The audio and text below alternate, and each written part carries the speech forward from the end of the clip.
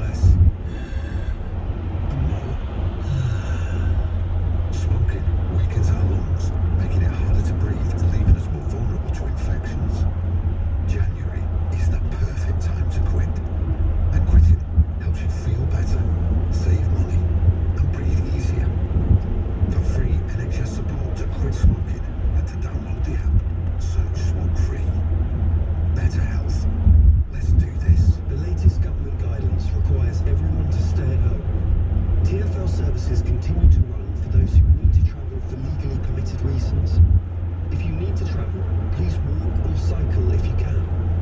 If you are using public transport, please plan ahead and travel at quiet times. And remember, you must wear a face covering over your nose and mouth at all times unless you are exempt. London, together we can all do our bit. To the Mayor of London and TfL, every journey matters. Leading Britain's conversation. LBC with Ian Payne. Apparently I've started a bit of a debate. Maybe the pyramids, according to a couple of texts here, weren't built by slaves. Apparently it's a historical disagreement. I don't know, I'm not going down that one because I'm more interested in talking about our statues and our racism. 0345 6060973 if you've got a view on this. Why are we talking about this? We're talking about this because the government is going to announce in Parliament tomorrow, in the middle of a pandemic, that they're going to change the law regarding statues and names of roads, for example, with allusions to our imperial past. Robert Jenrick is the Community Secretary, a serious member of the Cabinet, who's written in the Sunday Telegraph today that generations of monuments and statues should be considered thoughtfully. And he says the government wants new laws to protect statues, plaques, and memorials from being removed on a whim or at the behest of a baying mob. He's also had a go at the people that run left-wing councils as well. He says that he wrote that statues were being removed at the hands of a flash mob. I think somebody reading it. Are there many other places where statues were torn down? Let me know. I mean, the Bristol one was the most famous one, and there was graffiti on some of the ones near the Cenotaph. I'm not sure that many were pulled down by a flash mob, were they? Or the decree of Cultural Committee of Tangle Militants and Woke Worthies, which I think is a great phrase. Do you agree with that suggestion from the government? And do you think they should really be bringing legislation in about that in the middle of a pandemic and when we've had more people dying than any other period during this outbreak of the illness? I'm not so sure. 0345 6060 973 is the number to ring. John is in Brighton. Hello, John. Yeah, I think it's good that the government is intervening to stop, the statues and the things names being changed on a whim of councils and councillors and the public who come and go, basically. They'll be gone within a few years, these people are changing names. They should be just allowed to change history on a whim, basically. Because all these people that complain, they don't know nothing about the statues anyway. Most people wouldn't have known anything about Colston. That's the point, isn't it? Had you actually heard of Edward Colston before all this? No, exactly. Maybe it's important that we are taught a little bit about him, because I say he wasn't just a purely evil figure. He did a lot of good for people back in Bristol.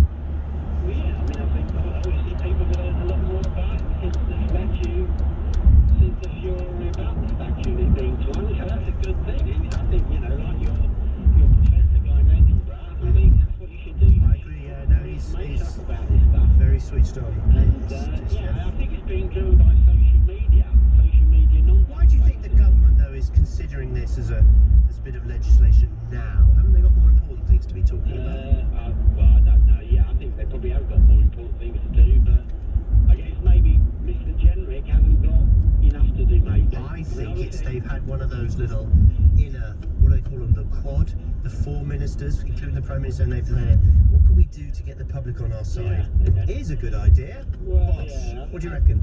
Well, yeah, I mean, also Boris Johnson, the last few weeks, he's announced some policies to, what was it, the rebalancing up north. Oh, yeah. He came out suddenly with some various policies, so I think they changed the discussion in the media to other things rather than the pandemic, so I think that's that as well. So Brilliant. Yeah. Okay, fair enough. Thank you, John. Here's another bit of good news I saw today, and that's in Zahari Ratcliffe, the name, is going to get out of jail in March, unless the Iranians come up with something else. And she's got a calendar. She's at house arrest at her parents' house in Iran at the moment because of the COVID-19 outbreak in prison. And it's been suggested the reason she's there is because we won't pay. What was it? The Shah bought loads of tanks before he was deposed,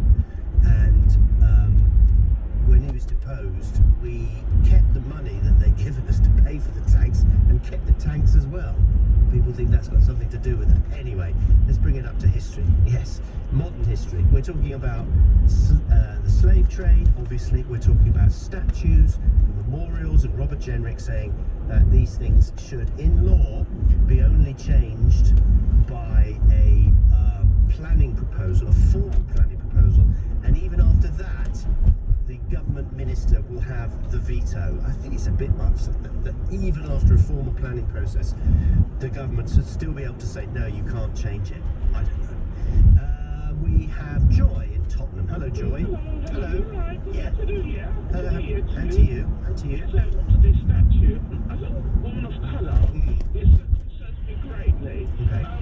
When it was last year when they put down the Edward Colston statue, and rightly so, should never have been erected in the first place, the people of Bristol had been they'd been objecting to that statue for a number of years, and it was just ignored. Well, no, that's not true. To be honest, to be frank, they'd had, I think, they maybe even had 3 votes in their council, and each one had voted to keep it there. So it was democratic, but the people that objected to it are, of course, a minority of the population. So what chance have they got? So that's the other argument. I've been through them all. That's fine. People saying that, the previous callers saying, don't pull down the statue. People took issue with the statue.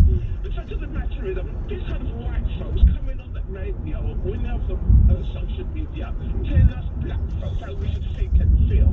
Okay? Regardless, that statue of Edward Colston benefited solely on the backs of slaves. Okay? Yeah. Let's have it right. On Yeah. the backs of slaves. That is how he made his money. A bit sick of white folks saying, look to the future, move on. We as black people are pain of over 500 years. Absolutely. Bondage. Totally. There's never been a Totally understand that. So let's talk about what should happen to those statues, in your opinion. Right. They should, right. If the white folks want to insist on having these statues still being put up. Yeah, don't use the phrase white folks, because it's a bit. You put a plaque up next to it and you say, this is what this person done. You say the information about this, about what they've done. Because with this Edward Colston in particular, but that's the one that caused a lot, that started this off. People are saying, people are lamenting that he was a nice guy. I wonder how many children and people that were thrown to that river, the same river that the statue was thrown into.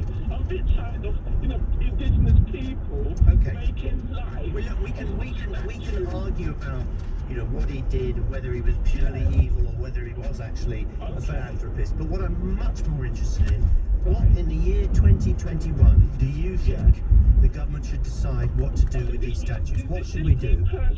Me personally, right? Yeah. If you're not going to put an information